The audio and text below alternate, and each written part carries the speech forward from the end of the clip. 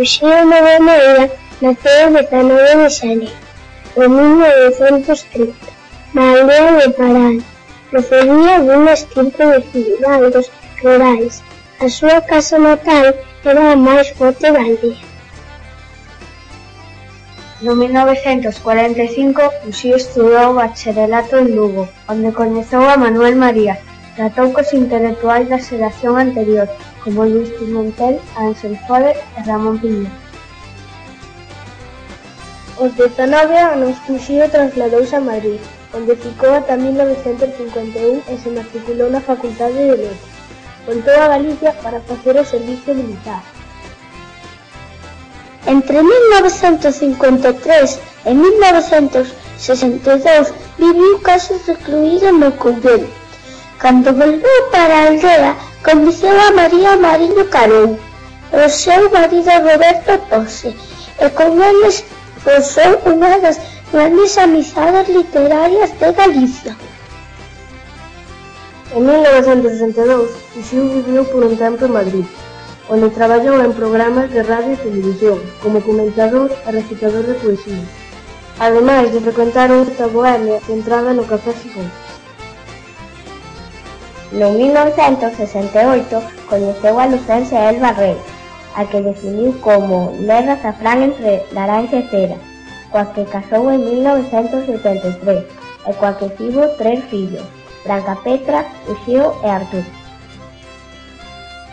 En 1983 trasladáronse a Santiago, en que presidiu a Asociación de Escritores en Lingua Galega, ata a súa morte. Nestes anos composteláns, Novoneira incrementou a creatividade pública, con moitas intervencións e recitais en asociacións culturais e centros de ensino de toda Galicia. El cualificábase como un discípulo, non só dos seus propios poemas, senón tamén dos aldeos. Uxío Novoneira morreu en Santiago de Compostela o 30 de outubro de 1999 e foi enterrado en Lugo, no cemiterio municipal de San Froilán.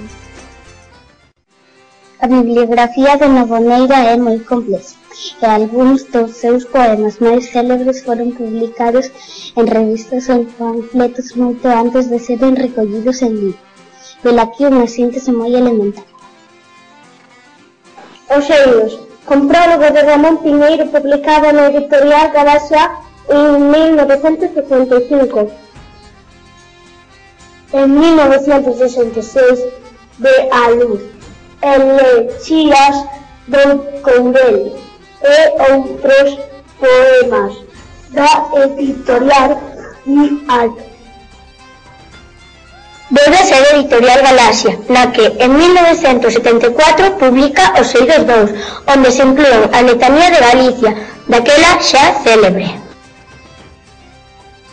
En 1979 aparecen poemas caligráficos da editorial Brais, con poemas xa publicados antes. A temática dos poemas de amor ao longo da súa obra vese recollida en Muller ao lonxe, de 1986. Do Courel a Compostela, da editorial Sotelo Blanco.